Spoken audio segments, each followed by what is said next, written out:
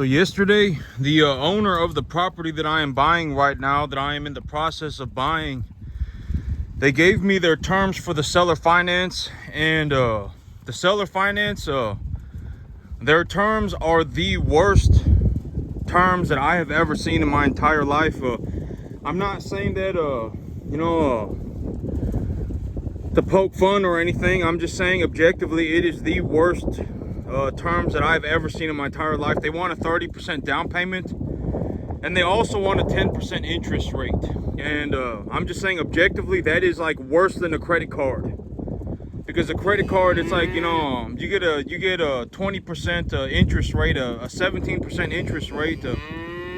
It's even worse than a credit card. And so they gave me their terms for their seller finance, and I'm like, I'm not gonna do that. And so I'm gonna counter their offer.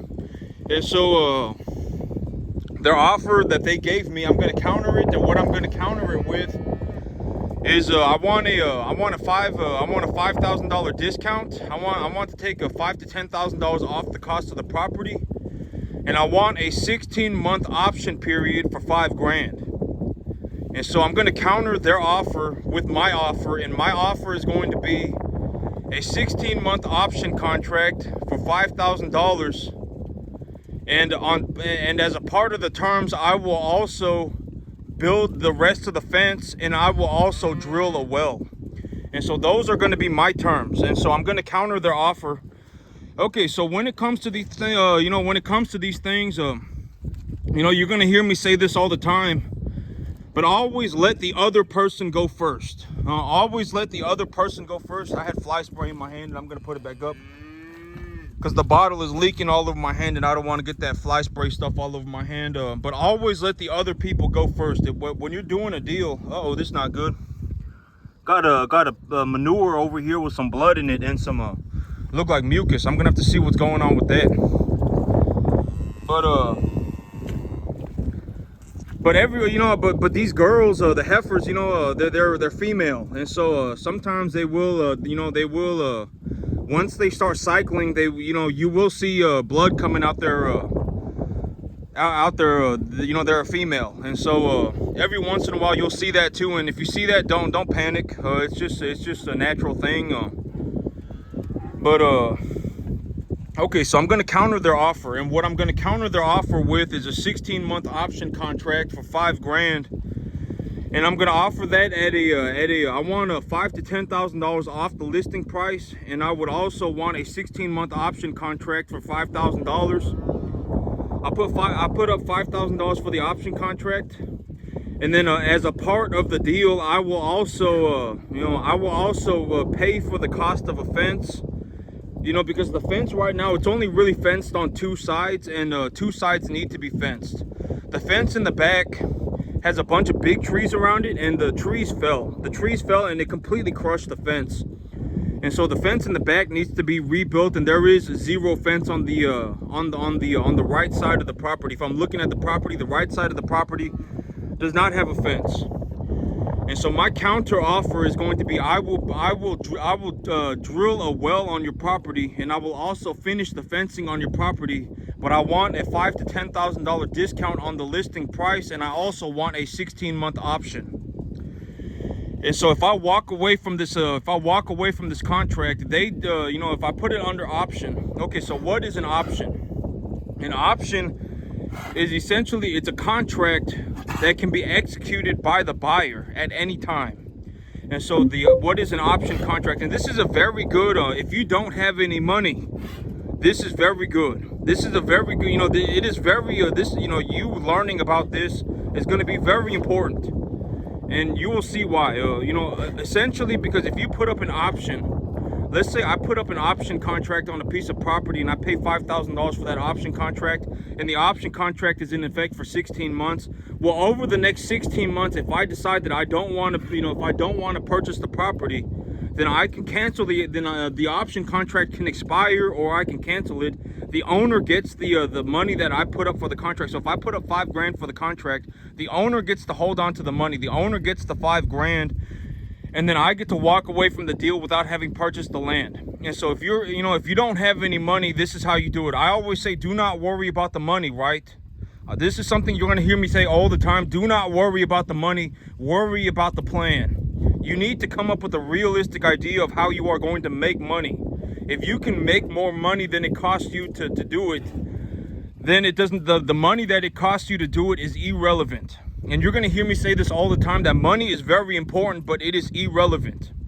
And so, if you don't have any money, this is a very, very important thing. This is going to be one of the most important things that you can learn.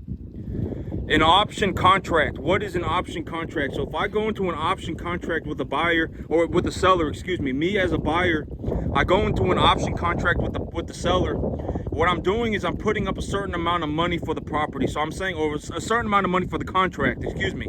I say, if you give me a 16-month option contract, the property is now under contract. It cannot be sold to anybody else. The seller now does not have the capacity to sell the property to anybody else.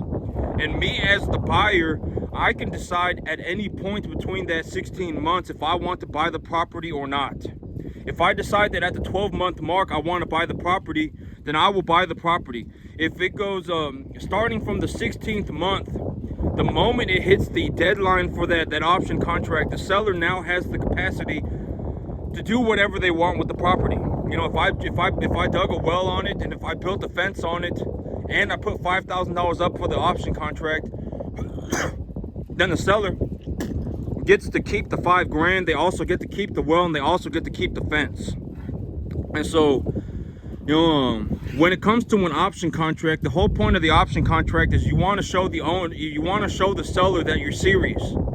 If I sign this option contract, over the next 16 months, I will be investing about $25,000 into. I will be putting about $25,000, $35,000 over the next 16 months into this, right?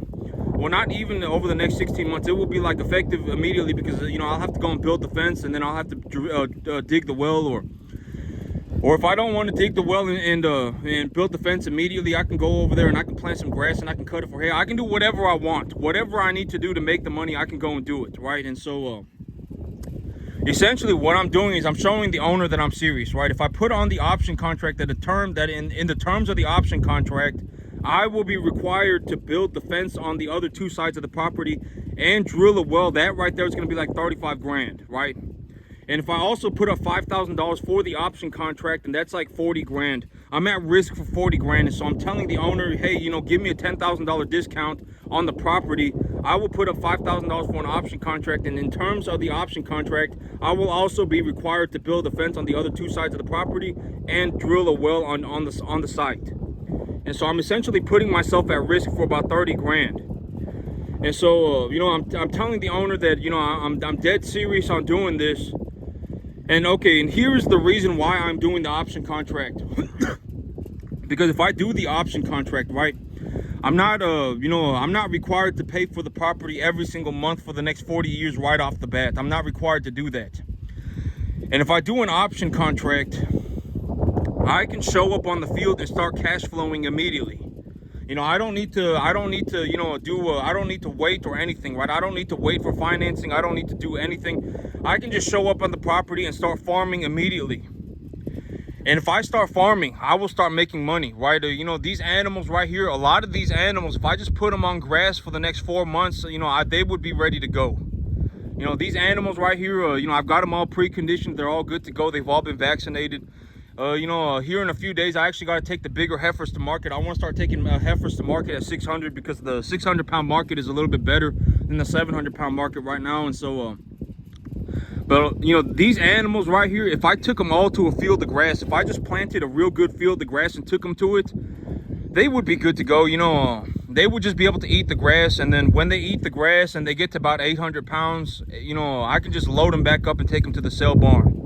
And so if I got a property right now, if I had a 50-acre field right now that was fenced and had a well on it, had water on it, and was fenced in, then I would essentially be ready to, I would be good to go. I would be able to start cash flowing immediately. I would load my animals up into a trailer and just take them over there. I would plant the grass.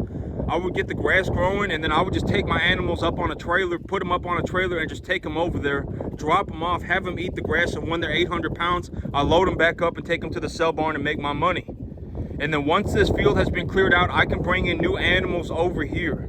And then I can start preconditioning them here and then load them. Once they're preconditioned and good to go, I can load them up on the trailer, take them to the grass field, get them big on grass, and then once they get big on grass, I can take them back over to the sale barn, right? And so, you know, rinse and repeat forever. I've already told you the business plan, right? The big idea right now is to utilize this field. I'm going to farm on this field with the purpose of simply floating my debt service. I'm not worried about making money on this field anymore.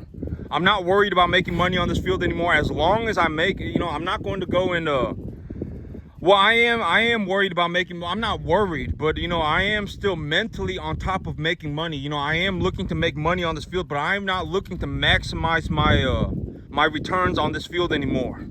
The only thing I am looking to do on this field as of right now is to float my debt service. And so if I need $1,500 a month to buy a 50-acre field, if I need $1,500 a month, if I need $2,000 a month to buy a 50-acre field, then I am looking to make that $1,500 to $2,000 a month here.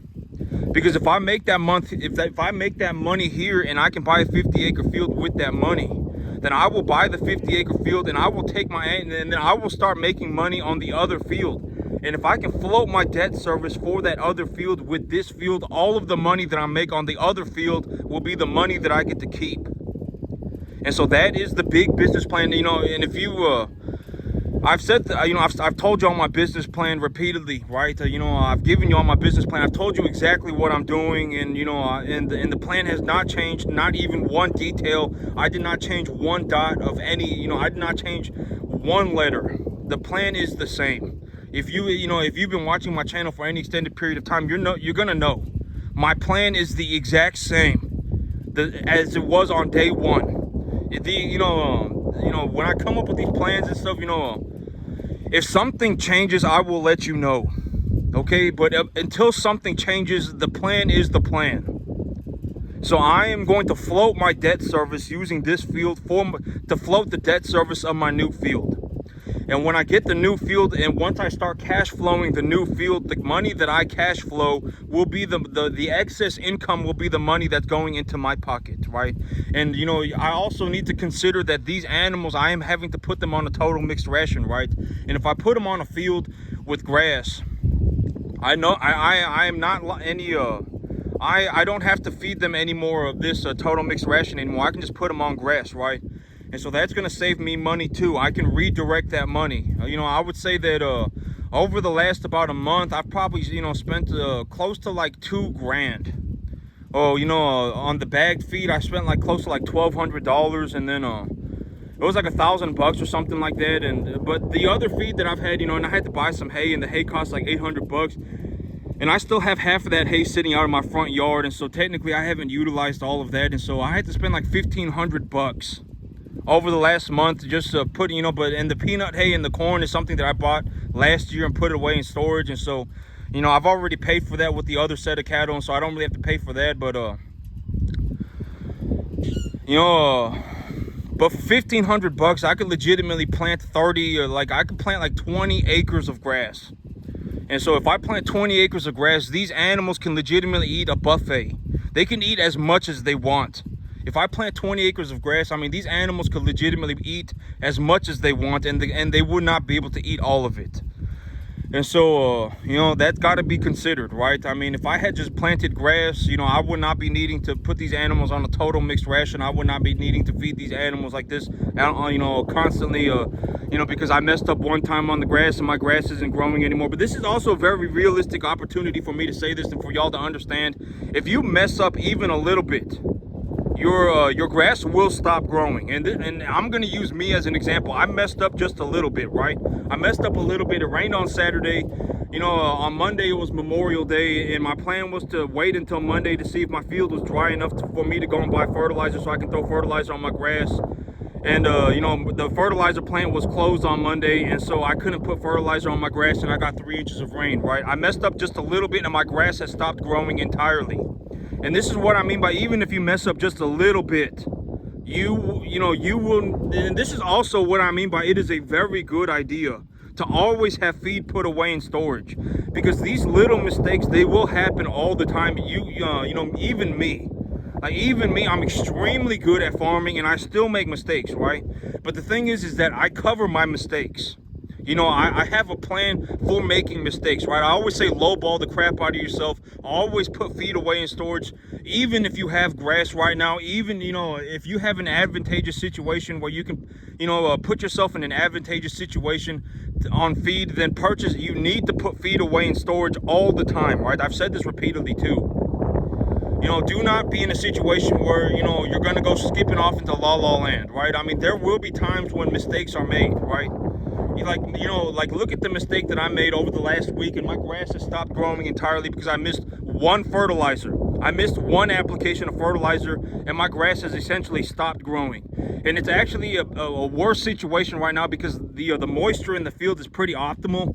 I have a significant amount of moisture in the field, and the weather is good. It's nice, and it's about 85, 90 degrees outside in the afternoon.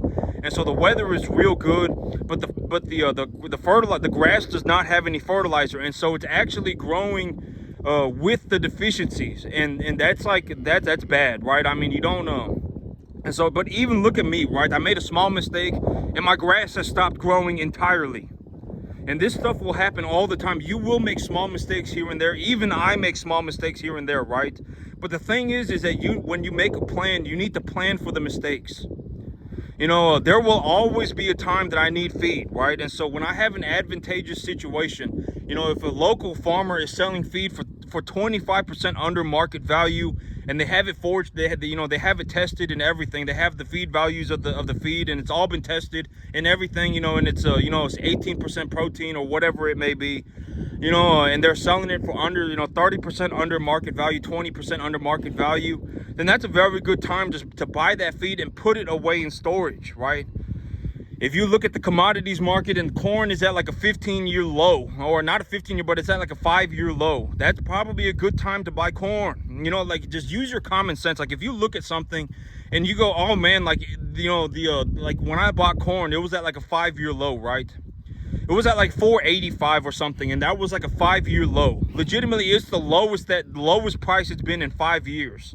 Then it's probably a good time to buy it, right? What does it matter if it goes from 485 to 450, right? It doesn't matter. I mean, oh my God, 10%. I could have bought my corn for $200 a ton instead of $215 a ton. And I bought 10 tons, and if I buy 10 tons, then $15 a ton, I could have saved $150. Do not go around and try and save yourself $150. The $150 is irrelevant. Even if the price of corn falls 20% and you could have saved $300, it doesn't matter, right? I mean, if corn is at like a 5-year low, it's probably a good time to buy the corn, right? I mean, just use your common sense. Right, and so if I have an advantageous situation, and then I look up the feed values of corn, and it's like corn is about 85% TDN and about 8% protein across like 50,000 samples. Then you know what, my corn is probably going to be about the exact same, right? More or less, it's going to be about the exact same. And so if I mix the corn with the protein hay, it could be any protein hay. It could be soybeans, it could be dairy quality, just grass hay, peanut hay, it could be anything. As long as the feed values are somewhat correct, you can, and then you mix it and you say, oh, well, if I feed my animals at 3.25%, let's say it's 10% moisture, so you feed them 3.75% of their body weight a day, and whatever, and then you run the numbers and you say, oh, if I feed my animals 3.75% of their body weight a day, and I'm running 1 to 1.5 type feeder cattle, and if I'm running 1 to 1.5 type medium large frame animals, then the feeder cattle market right now is sitting at about 250, 260, and I'm here in Texas, so that's a 10% deduction. I get about 225 to 235 for my animals, and if I get 225 to 235 for one of my animals, and then I lowball the crap out of myself, I'll get about $2 a pound. And if I get $2 a pound and I get 3 pounds of gain for 3.75% of these animals' body weight, I take a look across my herd and I say, you know what, my herd is at an average weight of about 450 pounds right now. If the average weight of my herd is 450 pounds right now, and I feed them 3.75% of their body weight, that's going to be like essentially I'm going to be feeding about 15 to 20 pounds of feed per animal. And if I get 1 ton of feed if if I get 1 ton of feed for 120 bucks or whatever it is, if if I mix the peanut hay with the corn 2 to 1, and I get the peanut hay at 120 and I get the corn at 215, then I take a 2 to 1 ratio, then I'm essentially feeding it's going to cost me about $150 a ton. And if it costs me $150 a ton, and as of right this moment I need to feed about 15 animals, I need to feed about 15 pounds per animal, 15 to 20 pounds per animal, then you can pencil out the numbers, right? If you have 40 animals and the average weight of your animal is, let's say, 500 pounds, and then you want to find out 4% of that, because that is the estimate that you are anticipating. If you go over and you estimate that, and you got to anticipate that you're going to feed 4% of their body weight, then then 4% of 50 of 500 is 20 pounds. And if you take 20 pounds and then you say, oh well, I can buy a ton of feed for 150, then and 30% of the feed is going to be a discard. They're going to throw 30% of it away. So I'm essentially paying about $200 a ton. And if you're paying about $200 a ton and you need to feed your animals, each animal 20 pounds of feed a day right now, then I mean, you can run the numbers, right? And if you feed them that 20 pounds of feed, they're going to put on about 3 pounds of gain. And if they put on about 3 pounds of gain and the feeder cattle market is sitting at 250, 260, and you lowball yourself and you get $2 a pound, you're essentially making $6 a day on an animal. And if you make $6 a day on an animal and it costs and the feed costs are $3 a day, you are essentially making a 100% return on your money, right? That's it. It's very once you start and here's the thing, it's like me, I use the same numbers and the same everything all the time, right? Why do I say that it's a good idea to estimate that your animal's going to eat about 3.25% of their body weight a day? And if their feed is 10% moisture, you need to feed them about 10% more, because the 10% of what they're eating is water, right? Why do I say that? Because if you do that, at least you will know you are off to a good start, right? At least you are objectively headed off on a good start. You're not one of these 20 cows on 50 acre type people, right? Because a lot of these 20 cows on 50 acre type people, they don't do anything. They just have their cows walking around on the grass, and the cows are essentially chewing on brush, and they are scalping the grass off the ground. The grass is legitimately, their field has been in a state of negative biomass accumulation for like years. Like legitimately, it's like, their grass is getting lower and lower. Their cattle are scalping grass off the ground. I mean, their fields have been in a state of negative biomass accumulation for years. And I mean, they're driving around in a 25-year-old truck and they got 24 cattle on 80 acres, right? You do not want to end up like that. If you end up like that, that is like it happens to a lot of people. If you drive around and you take a look around, if you drive around for like 10 hours straight and you just take a look around all over the place, you're going to see it happening to a lot of people. You're going to end up with seeing a lot of people, 20 cows on 50 acre type people, right? And, if you have 20 cows on 50 acres and you do real well for yourself, I'm not talking about you. I'm talking about the people that don't do anything. The grass is like legitimately less than a quarter. It's like a quarter-inch tall. Their animals are bone thin. I mean, you can see like the ribs on the animal. The animals are emaciated. If you went and take a closer look at the animals, you're going to see that the animals are emaciated. Their grass is nearly to the ground. The animals are legitimately having to like scalp the grass off the ground. The animals are starving. I mean, and they've been like this for years. And, you're going to see these farms all over the place. Just go out and take a look around. You're going to see them all over the place. And then you meet the owner, and the owner's like 70 years old, driving a 25-year-old truck with two dozen longhorn cattle on 70 acres, right? And that is not where you want to be. If you and a lot of people end up like that. A lot of people do. And, I'm just, okay, and here's the thing, right? Legitimately, okay, let's say that, for whatever reason, you've convinced yourself that is what you wanted to do. You spoke to Billy Joe Bob, and Billy Joe Bob said, you know what you want to do? Billy Joe Bob does not know what he's doing, and you talk to Billy Joe Bob, and Billy Joe Bob has convinced you that it is a good idea to run 20 cows on 50 acres, right? Billy Joe Bob has convinced you, oh yeah, man, you just put the cows out here, you don't even have to worry about it, you don't even have to do nothing, you just leave the cows out here and you're good to go, right? That's what Billy Joe Bob has convinced you that is the answer. And then if you actually go out and you believe that to be true, but this is what I mean by poor. Okay, this is another way of saying poor rubs off. if you meet somebody, and I fell out of heaven a 7 and poor also rubs off, right? You don't want to be in a situation where you are in I fell out of heaven a 7 and poor rubs off mode. You know, and you know, okay, here's the thing, that poor people are like the most severe gaslighters on the entire planet. Once you see it, you cannot unsee it. If you ever meet poor people, and if you ever try and do something that is not poor around poor people, they will freak out. Like, you know, poor people are the worst gaslighters on the entire planet. If you've ever been around poor people for, you know, and you know, I'm not saying that they are, you know, okay, you got to understand, you know, money does not make you a good person, and it does not make you a bad person. Poor people, but you know, and if you got a bad person, if you got a person with money and they're a bad person, then they're just a bad person with money, right? If you got a person with money and they're a good person, then they're just a good person with money. But poor people are the worst gaslighters on the entire planet. This is what I mean by poor. Maybe this is a, you know, because I've been saying poor rubs off, right? Poor rubs off, and this is just, I guess, a modern way of saying it. You know, this term is a very modern term, and it is something that you will understand. And once you see it, you cannot unsee it. Poor people will gaslight you to becoming poor all the time. If you are poor and you surround yourself with poor people, they will gaslight you to becoming poor all the time. And I mean, it is not, you know, and when you are in that situation and you genuinely believe that the people around you are giving you good advice, but they are not giving you good advice, they are leading you astray. And once you have been led astray, it is almost impossible to come back. Like, if you genuinely sit there and go, oh my God, you know what's going to be cool? If I had 20 cattle on 75 acres, if I legitimately ran, you know, I really like longhorn cattle. For whatever reason, I just like longhorn cattle. I think that they look cool. I'm going to go and I'm going to buy two dozen longhorn cattle and put them on this 50 acres, right? On the 75 acres. And I'm not going to do anything. I'm not going to worry about planting grass. I'm not going to, you know, I'm not going to fertilize my field. I'm not going to plant any grass. I'm just going to put these 2 dozen longhorn cattle on these 75 acres.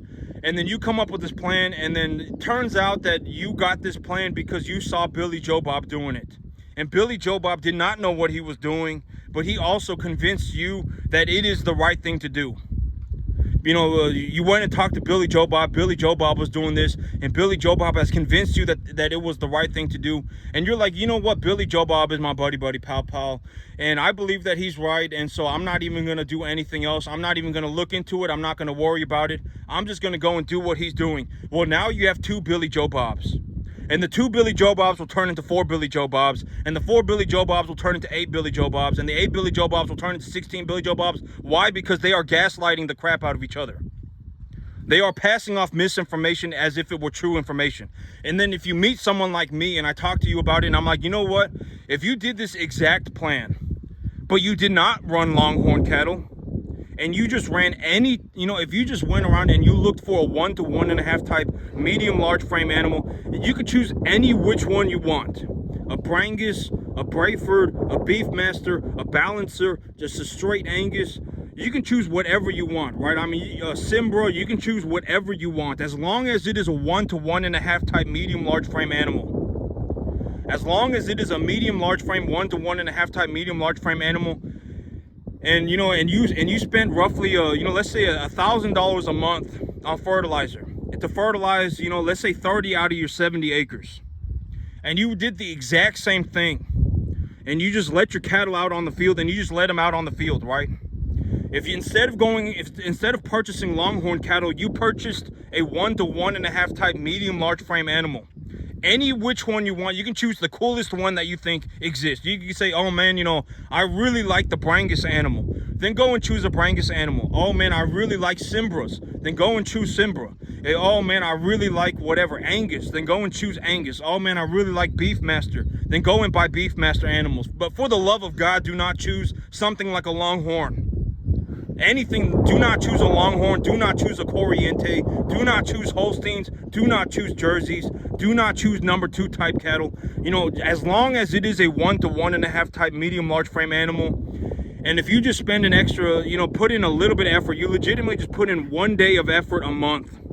You know, you only need to put in 1 day of effort a month. You just fertilize your grass, and maybe you can coat your fertilizer or whatever with Duracore, or you can get yourself a sprayer. And if you really wanted to put in a little bit extra effort, you know, like around here in this area, we do have wild common Bermuda grass. Common Bermuda grass grows in a lot of areas, and common Bermuda grass it grows via rhizomes and stolons. And so if you have a field of common Bermuda grass, the common Bermuda grass will spread across the field on its own. And we also get a lot of Johnson grass in our area. And so, you know, if realistically, if you just went around your field and you sprayed some Duracore or you sprayed some 2,4-D just a little bit on top of your field, if you had a common Bermuda grass field, all you would have to do after that is fertilize it, and then you're good to go. You don't have to worry about plowing it. You don't have to worry about, you know, replanting it or anything. If you were genuinely in a situation where that was what you wanted to do, right, there's nothing wrong with running 20 cattle on 50 acres. If that is genuinely what you wanted to do, and you took a look at your field and you said, you know what, on my field I have common Bermuda grass and I have Johnson grass, right? And if you have common Bermuda grass and Johnson grass and you go across your field and you spray 2,4-D, it will kill the weeds, and then the Johnson grass and the common Bermuda grass will grow, right? And so if you're in that situation, then I mean, you know, and okay, and here's the thing, and this is why I'm so adamant about you thinking about money. Because if you are in this situation and you are legitimately in a situation where you are going to grow, you are like, you know what, I want to run Longhorn cattle. If you didn't run Longhorn cattle and you just put in a little bit more effort, you could genuinely be in a situation where you are making yourself an extra $1,000 to $2,000 a month. And you would only be working about 2 days out of the month. That is all you would have to do. It would not take that much monumental effort. You could work 2 days out of the month and make yourself like an extra $1,500 a month if you just made small changes to your plan. And this is what I mean by, you know, like if Billy Joe Bob tells you something, you know, don't go and just follow Billy Joe Bob's advice. Go and look into it for yourself, right? And make sure your plan is actually, you know, because it's not going to take that much more effort. If you are already set on, you know, I want to run Longhorn cattle, instead of running Longhorn cattle, you ran 1 to 1.5 type medium large frame animals. Any which one that you wanted to choose, you could choose any which one you want, as long as you picked some sort of a 1 to 1.5 type medium large frame animal. And let's say you went out to your grass and you took a look at your grass and you said, you know what, I have common Bermuda grass on my field, or I have Johnson grass on my field. It would legitimately take you like 1 day to spray a tank full. And okay, and here's the thing, and if you go to the co-op, they will actually give you buggies. They will rent you a buggy for free.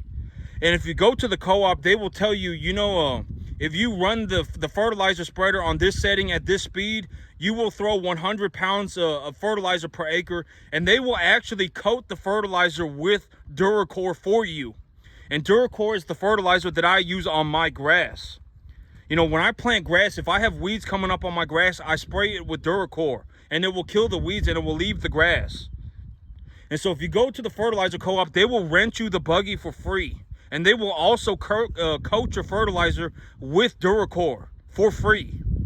And then they will tell you, you know, if you want to apply Duracore on your field, you need to run your tractor at this speed on this setting. And if you run it at this speed on this setting, you will also put 100 pounds of fertilizer per acre on your field, and it will evenly distribute Duracore across your field and the fertilizer across your field at the same time. And so it will legitimately only take you an extra day or two of effort. It will take you an extra day or two of effort. You are not running Longhorn cattle anymore. You're running some kind of a 1 to 1.5 type medium large frame animal. And then you could legitimately be in a situation where you are working 1 to 2 days out of the month, and you are legitimately making yourself like an extra $1,500 a month. And you are probably going to be happier if you have the money. This is what I'm talking about, you know. You are probably going to be happier if you have the money. Money to a certain degree can buy you happiness. You should be thinking about making money. And this is a very realistic example of what I'm talking about. If you just made small changes to your plan, and you just did something a little bit different, you can legitimately make yourself like an extra $1,500 a month. And so, you know, that's a very realistic situation. And poor rubs off. The idea of poor rubs off. Another way of just saying it realistically in a very modern sense is that poor people will gaslight the crap out of you into becoming poor. Because if you've ever been around poor people, they are going to hate it if they see you becoming rich. They are not going to like it, right? They are not going to like it. They're not going to understand, oh my God, you know, like legitimately, you know, Like, this guy legitimately just worked like 17 hours a day for the last, 15 years of his life. They're not going to understand that.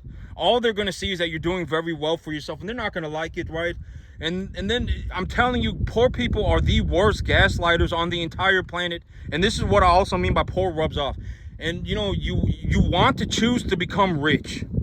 You always want to choose to become rich. If you have the opportunity, even if you believe that you don't have the opportunity, you should believe that you have the opportunity, and then you should start working towards it. And I've already defined rich for you, right? Rich is not a set amount of money. You do not need $10 million to become rich. You do not need $1 million to become rich. You just need more money than you spend. If you make more money than you spend, you have become rich effective immediately. And when it comes to making a real estate deal, if you don't have any money, you should be listening to what I'm saying. This is a very realistic strategy for you. This is something that you could realistically do even if you don't have money. And I'm actually, this is actually something that I was going to talk about before I went on that tangent, but if you put up an option contract for a field, right? Let's say you put up an option contract for a field, and in the terms of the option, you say, I want a $10,000 discount on the field. I want a $10,000 discount off a listing price. And in terms of the option contract, I want a 16-month option contract for $5,000. I will put up $5,000 for the option contract, and I want a 16-month option period. And during the option period, I will also guarantee that I finish off your fence and also dig a well on the site. That is the terms of the deal, right? If I do that, I will effectively have a field that I can use right now. Effectively, the moment the option contract goes into place, I can start utilizing the field. I can build the fence, and I can dig the well, and I can drop off cattle on the field. I can plant the grass. Maybe if the field actually has a segment of the field, a portion of the field does have common Bermuda grass on the field out there, I can spray it with 2,4-D, and then I can just put my cattle out on it, right? I can spray it with 2,4-D, and then the three, whatever, there's a waiting period, or I would spray Duracor. I would spray Duracor on the field, and let's say it takes them 3 weeks to dig the well and build the fence. Well, in the 3 weeks that it takes to dig the well and build the fence, the Duracor will have killed all the weeds. I can fertilize the grass. The moment the fence is done and the well is done, I can drop off cattle on that field. And when I drop off cattle on that field, I am now cash flowing. And so I am now cash flowing, and I now have 16 months to talk to the banker. And throughout those 16 months, I can decide that I want to buy the field at any time. The thing about an option contract is that the buyer is the only person who has the capacity to terminate the contract at an earlier date. The seller no longer has the opportunity or the chance to terminate the contract before the time period of the option contract is over. And so if I open up an option contract on a property, and it's a 16-month option contract, the seller cannot go back on the contract under any circumstance unless they want to face legal recourse. So the seller no longer has the opportunity to go back on the contract. The only person that has the opportunity to go back on the contract for any reason, they can either go forward on the contract or go backwards on the contract. Whatever they want to do is the buyer. And so if the option contract of the 16-month ends, the seller can now do whatever they want, right? But up until that period, the buyer is the only person who can exercise the option or terminate the option. I can either say I want to buy the field or I don't want to buy the field. The buyer is the only person that can do that. And the seller no longer can sell the field to anybody else as well. And so when I do that, what I'm going to do, the reason that I would want to do that is that now I'm only at risk for the cost of the well, the cost of the fence, and a $5,000 contract, right? And the cost of the well and the cost of the fence, I can finance that, right? I can finance that. It's not even going to cost me like $200 a month. I can finance that. It's not even going to cost me like $400, $300 a month, right? I can finance that. I can go to the bank and ask them to finance that for me, right? And so, I can finance that. It's going to cost me like $250 a month.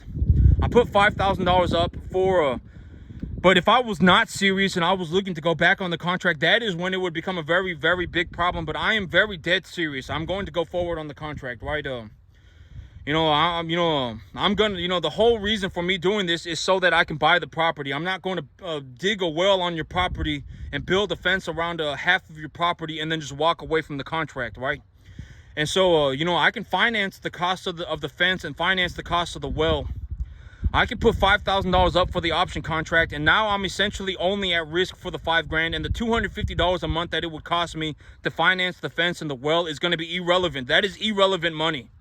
And so once I have the well and the fence on the property, I can start dropping cattle off on the property. And once I start dropping cattle off on the property, I will start cash flowing. And once I start cash flowing, every time, it's like, this month I made 35 grand. This month I made 45 grand. This month I made 35 grand. This month I made 50 grand. When, because realistically, if I get put on a 50-acre field, I will make about $35,000 a month. And so if I make $35,000 a month, I go and I show it to the banker all the time. Every single time I have another $35,000 check, I say, good to meet you. I know you're looking at my application, and I wanted to drop this check off so that you can put it on my application. And they'll take a look at it and they'll say, oh, this guy made $35,000 this month, right? And then the next month that they're looking, and if my application fails, I reapply. 2 months later, I reapply. And when I reapply, because I have 16 months to apply as many times as I want, right? The squeaky wheel gets the grease. If they deny your application, ask them why, and they will tell you why, right? And you say, okay, well, I will get my paperwork straightened out and I will be back. 2 months later, hey, you denied my application 2 months ago and I just wanted to reapply.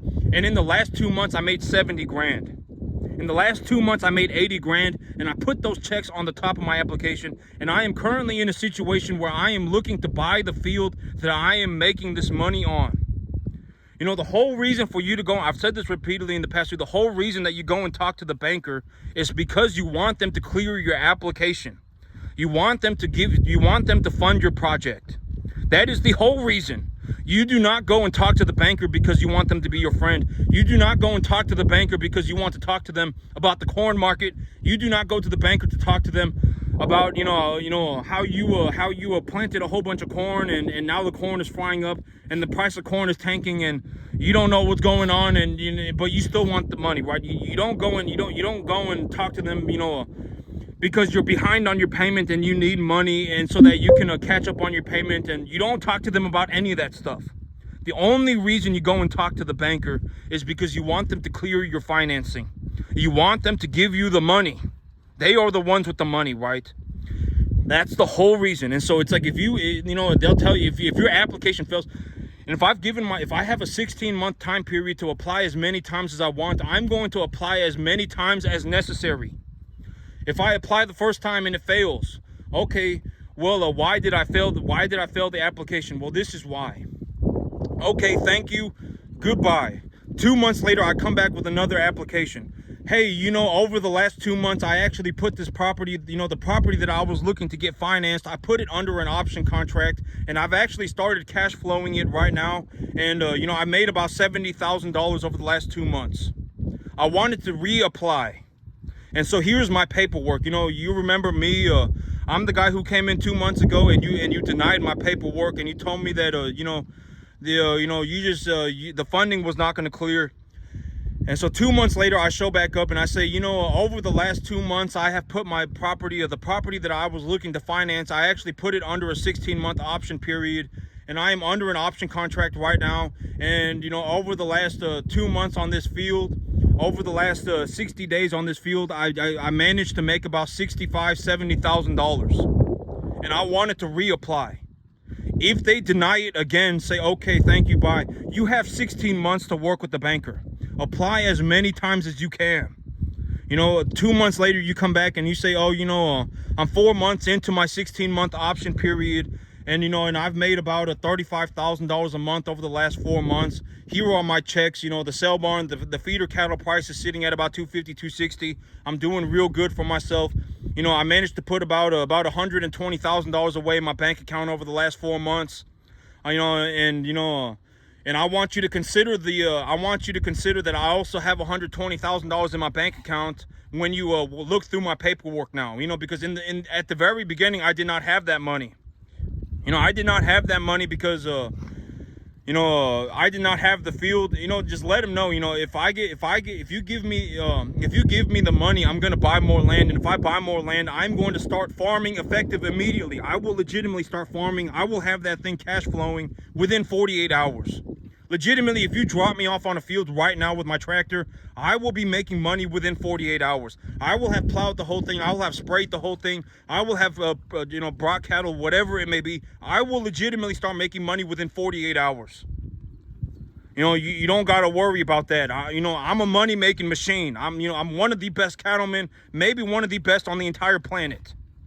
Right? I mean, let them know. And then if they look at you and they go, right? And then boom, you show them the money. I made $40,000. I made $35,000 straight just in the cattle business. The cattle business makes me about $35,000 a month. Here are my checks to prove it. Boom, you show it to them. Don't let them go default moron, because if you let people go default moron, right, they will do it. They will do it. Oh my God, they will default moron. And the way you snap them out of it is to essentially show them the money, right? I make $35,000 a month in the cattle business. I make $40,000 a month in the cattle business. I have this field under an option contract right now. The field that I have an option contract on, I want to purchase. I'm looking to finance that. That is why I'm here at your bank, so that I can finance this property. And, before I had the field, I was making about $12,000 a month. Cash flow, in just terms of straight cash, I was making about $12,000 a month, $10,000 a month. But now that I have the 50-acre field, as well as the 10-acre field, I'm making about $40,000 a month. And so I have already proven it to you that if you finance this field for me, I will make about an extra $40,000 a month. I have already proven it to you, right? Because I have the field under an option contract as of right now. And I have 16 months to clear funding. And so, I want you to clear the funding, right? That's the big idea, is I'm here so that you clear my funding. Why would I clear your funding? Well, because, before I had this field, I had a 10-acre field and I was making $10,000 a month. And now that I have the 50-acre field, I'm making $40,000 a month. So logically, I am making an extra $30,000 a month on this 50-acre field.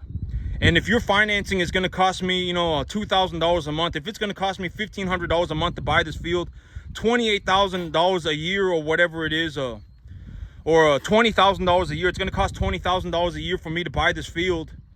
You already know that I make more than that in 1 month, right? So there is no risk to you as the banker. You already know that I already make, I make 20,000. If legitimately, if you show up to the bank and you say I make $20,000 in 2 weeks, they will clear the loan for you. And so that is what I mean by, you need to set yourself in a situation where you are, okay, so I know that this is a very long video, but, you got to understand that it always all ties together. Why am I putting up a $5,000 option contract? Why am I doing that, right? Why am I putting up a $5,000 option contract why am I looking to do that, right? Because if I do that, I'm only if I'm dead set on buying this field, I am dead set on buying it within the next 16 months. I will either have bought this field or I will have dropped dead. Legitimately, that is the plan. I am going to die along the way. Something's going to happen, and I'm going to drop dead along the way, or I'm going to buy your field. Legitimately, that is what I'm saying, right? That is it. And so, and at that point, if it costs me $250 a month, if I can finance the field and the well for about $400 a month, let's say, for about $5,000 a year, I can finance the fence and the well, and I put up a $5,000 option contract. I'm really only at risk for 10 grand, right? Over the next year, I'm really only at risk for 10 grand. And if I'm at risk for 10 grand, I already have the 10 grand. This is what I mean by make the money first. If you need 10 grand, okay, if you genuinely are in a situation where I need $10,000, and if I have $10,000, I can make $50,000 a month. If you give me $2,000 a month, I can turn that into 50 grand a month over the course of about the next month. If you give me 1 month and about 2 grand, I can turn that 2 grand into about 50. Then do not even consider the 2 grand. The 2 grand is now negligible. You should not be thinking about money. You should be thinking about making the 50 grand. And so this is what I mean by make the money first. If you need 10 grand, and you're like, man, if I have 10 grand, I can legitimately go and make myself $500,000 a year. If you give me 10 grand right now, I can go and turn that into about $500,000 a year of cash flow, with about 200 grand of it being net positive return. About being a net return to me, about 200 grand of that will be a net return. I have essentially 100 folded my money. If you are in that situation, do not even consider the expense anymore. The 2 grand a month is now irrelevant. The 2 grand a month is irrelevant. It is more important that you now think about making the 20 grand a month. And so if I set up this option contract and I finance the fence and I finance the well, I'm really only at risk for 10 grand. I'm really only at risk for 10 grand. And over the next 16 months, I will be talking to the banker as many times as required to clear my funding over the next 16 months. And if I put myself at risk for 10 grand, I can genuinely put myself in a situation where I make about $500,000 a year. And out of that $500,000, it's going to be about $20,000, about $200,000 a year is going to be money that's just going into my pocket. So for about $2,000 a month, I can make about 100 times 100x return on my money, realistically. That is why I am looking to do this deal. And when you listen to me talk, you're going to realize why I am so dead serious on doing this deal. You know, I've always said, when you got to learn how to talk about money. If you don't know how to talk about money, that's very not good. You're going to have to learn how to talk about money. And when you talk to somebody, you can realize who is actually serious and who's not. A lot of people are in la land mode. They're not going to get anywhere forever. And you know, and if I legitimately, you're going to hear me talk about this all the time. If I legitimately see an opportunity to invest 2 grand and make 20 grand, that is when I take the opportunity. I don't go and take some 4% return. I don't go and take some 5% return. If I legitimately see an opportunity 100-fold my money, then I will do it. And 100-folding money, it's easier to do it with smaller amounts of money. The less money you have, the easier it is. Like if you have $1 and you want to turn it into $100, it is easier to turn that $1 into $100 than it is to turn $2,000 into 20 grand. The less, you know, the less money you are dealing with, or excuse me, if I took 2 grand and turned it into 20, I would be 10-folding my money, not 100-folding. And so, but okay, but this is what I was talking about, the $200 a month or whatever, you know, if it costs me $500 a month to, you know, to finance the project, if it costs me $500 a month and I can build the fence and drill the well on it, and then I put up a $5,000 flat option fee for the contract, that is what I'm talking about when I say 100-fold return on the money. And so, you know, you're going to realize why, you're going to realize that I'm dead serious about doing the deal, right? And you're going to have to learn how to talk about money. And this is a very long video, so I'm just going to call it a day. I'm going to talk to my real estate agent and let her know what I want to do in terms of the deal. Essentially, the big idea is I'm going to put myself at risk for about $500 a month. And the $5,000 that I need to put up the option contract is irrelevant to me. It's irrelevant to the $5,000 cash. I already have it. I can just pay the option contract. It's not that big of a deal. I put myself at risk for about, you know, $200 to $500 a month. I built the fence and I dig the well. Once I built the fence and dig the well, and then I can start dropping cattle off on the field immediately. The moment my field is done and the moment my well is done, I can drop off my cattle at the field. And then I will let them eat the grass. And once they're at about 800 pounds, I'll take them to the sale barn. I will start cash flowing immediately. And now I'm essentially only at risk for about $500 a month. And I legitimately can make myself about a 100 times return on that money. If I can make about $40,000 a month, and about 20,000 of that will be profit in my money, in my pocket. And so that is the long story short. And I'm not saying go and leverage yourself to the eyeballs. I'm saying I'm going to reinvest my earnings, because as of right now, you know, I know that this is a very long video, and but there's a lot going on right now, and you're going to have to understand that these things are not simple. You know, you're going to have to understand these things. If you want to get into business, you're going to have to learn how to talk about money, and you should talk about your business like your balls depend on it, right? That's what I always say. When it comes to your business, when you talk about your business, it should sound like your balls depend on it. It should be very important to you. Because if it's very important to you, then when people, you know, when the banker sees you or whoever else sees you, they're going to know immediately. They're going to know immediately. And so I'm not saying go and leverage yourself to the eyeballs to start a business. You know, if you listen to me talk, you're going to understand that I make about a 30 to 50% return on my money every 6 months. and that if I continue to do this on my 10-acre field, I will legitimately be in a situation where within the next about 10 months, you know, before the end of the tax year effectively, I will have about 200 cattle on a 10-acre field, and I don't want to have 200 cattle on a 10-acre field, and so that's why I'm looking to buy more cattle. I mean, I'm looking for an opportunity to reinvest my earnings into tax-deductible assets that I can appreciate, right? I can appreciate at a value that is less than it costs me to do so. That is the big idea, right? And so, you know, and there's a lot going on, right? And if you're having troubles remembering anything or understanding any of the information, write it down and look it up on Google. You know, just forever, right? And if the plan changes, I will let you know. But as of right now, the plan is the plan. But that's it for me today, YouTube. Y'all have a good one.